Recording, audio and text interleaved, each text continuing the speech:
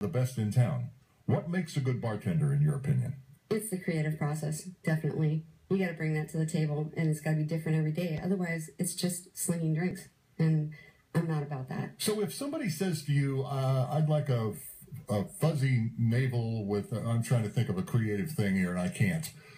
So with a celery back or what? I mean, how creative do you get? I mean, do you get to a point where you go, look, I can't make that. I know what it is. Well, this is the kind of bartender I am. I'm like, well, what do you want to taste? Do you want it to be sweet? Do you want it to be sour? Do you want it to be fruity? Would you like it to be savory? What would you like?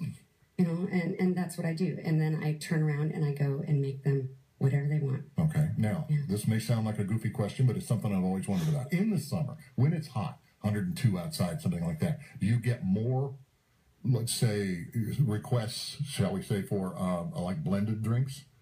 The ones that give you the brain freeze? Yeah, I blend things all year round, though. But we have wraparound porches at the street bar, and so, yeah, I blend a lot of things. And I make my own pina colada mix, and I make this drink called the Kraken, actually, and I make it all the time, and it's divine, actually. Does it have the Kraken rum in it? Mm-hmm, it does, okay. Yeah, and nutmeg, cinnamon, and, you know, coconut cream, and pineapple juice. I can't tell you any more about it, though. Okay, no. Some ingredients have to be secret, correct? That's right. Now, you are a creative person. I've heard that and whatnot. Do bartenders still take the time they used to back in the 50s and 60s? The story was always, if you remember, It's a Wonderful Life. The bartender is the person you poured out all of your troubles to and told them what a rotten person your wife is and all that kind of stuff. Is that still true, or are you just too busy mixing up stuff to listen to all that junk? No, that's still true, I think.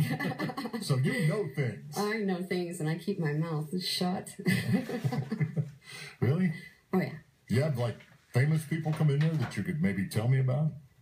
I wouldn't tell. I never kiss and tell. Well, you don't have to tell me any secrets. I just wanted to. Are any famous people drop by? I have. I've waited on a bunch of people. I think, gosh, what was the most memorable? What was the guy that was in, what was Joaquin Phoenix?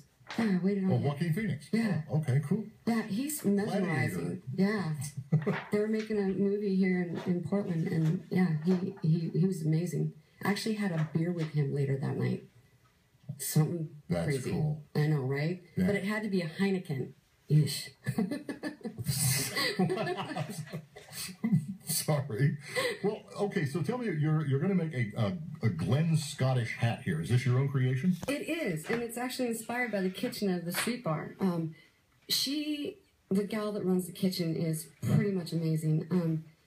She roasts coriander in the oven along with star anise and white willow, and then she boils it with beef bones, and the whole place smells amazing, and there's nutmeg and all this other stuff that she's making this broth with. The favo is amazing. All right.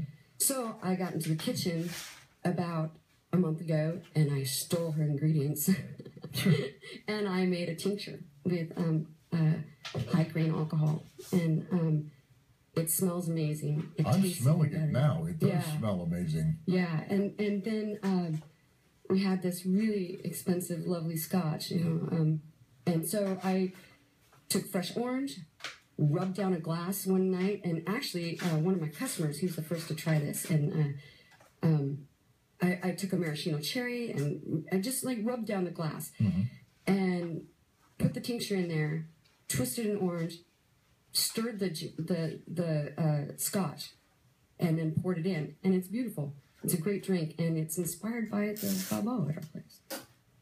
I'm sorry, it's inspired by what? The soup. Oh, okay. The soup.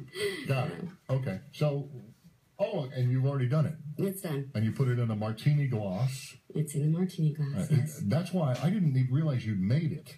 So that's why I can smell it already. So that's star anise right there, right? That is, yeah. Okay. Man, it smells good. All right, I'll take a little hit of it.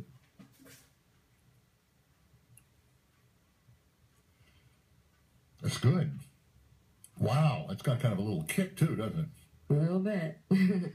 Yeah, I'm not a Scotch guy, and people hate that. You know, you're supposed to be a Scotch guy. You guys are supposed to be Scotch and all that kind of. But that is very, very tasty. That's nice. Thank you. That's got a very nice. It's still with me. Well, and scotch is one of the hardest things to mix with. It's not really easy to pour in a cocktail. Exactly. I was thinking that. This is not a mixer, per se. Right? It's a scotch, right? No, and so it's a degree of difficulty that's just not...